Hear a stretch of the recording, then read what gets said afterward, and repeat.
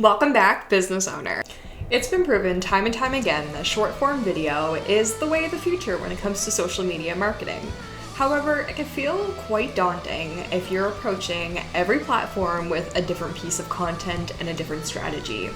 What if I told you that you could create one video and cross-post across multiple platforms? Instagram Reels, TikTok, Pinterest pin ideas, YouTube Shorts, and more.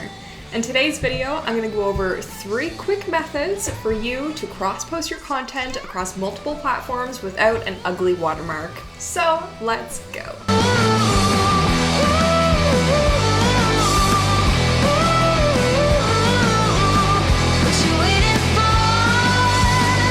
Tip number 1 is screen record your videos. So one of the easiest ways to get around not having a watermark on your video is screen recording your content. I usually use this on TikTok. So I actually really like the TikTok editor over something like the Instagram Reels editor. So I'll go and shoot my video in TikTok, and before I go to post, I'll actually preview the video and I'll screen record that video. I actually got this tip from Vanessa Lau, so shout out to Vanessa, thank you. This is something she taught me like a year ago through her YouTube account, so I'm passing on the knowledge to you. So I actually will go and screen record that video before I even put on any captions or any text. The reason being, so when I bring it into Instagram, I can actually add text again in there, which does seem a little redundant, but it's telling Instagram that I'm editing a unique piece of content within its app. So instead of just directly uploading a new piece of content, I actually find over time that's actually impacted my engagement on what kinds of videos that I'm re-uploading.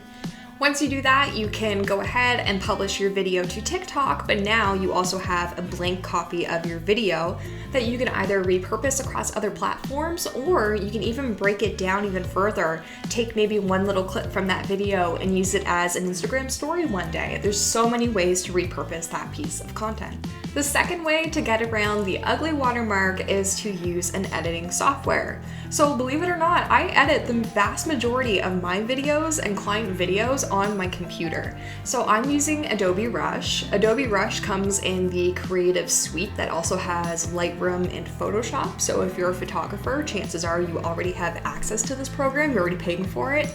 It is not the same thing as Adobe Premiere Pro, which would be the full version of the program. Since I'm just editing like TikToks and short form videos, I do find that the limiting tools doesn't really hurt the end result of my videos.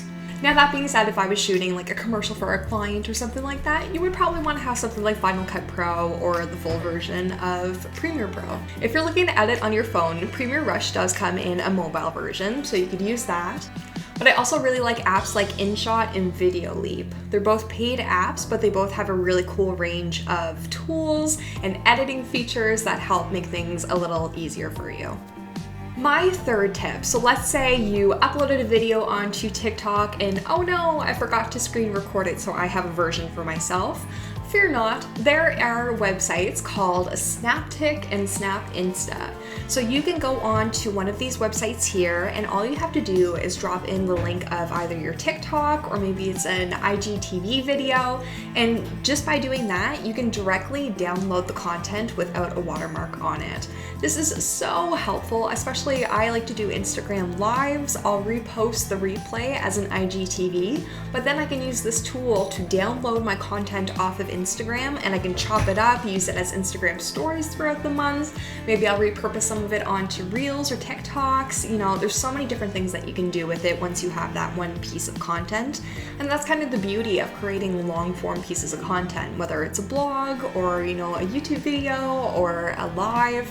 You can, really break it down and keep utilizing that content for a long time. So in conclusion, when TikTok rolled out and Instagram Reels rolled out, I was creating the same piece of content for both platforms twice. It was so annoying. I couldn't figure out how to cross-post my content, and I was wasting so much time that I kind of gave up on it. So I hope that these 3 tips, one of them will hopefully stand out to you and make it a lot easier for you to create one piece of content, whichever way it suits you, and then cross-post it and get the most of it across multiple platforms. Your audience might be on Facebook, they might be on LinkedIn, they might be on Instagram, they might be on Pinterest. You don't know where you're gonna find them until you start trying. So right now, I have a cross-posting strategy where I'm taking my one piece of content and putting it across all the places where short-form videos thrive, and I absolutely recommend that you do the same. So, did you find these tips helpful? Are you gonna try one of these tips out for yourself? Let me know in the comments below. If you made it this far, thank you so much for tuning in again for another social media marketing video. I am here to provide tips and tricks to help alleviate the stress of you showing up consistently online. I'm Ashley Deering. Thank you so much for tuning in, and I'll see you guys next week.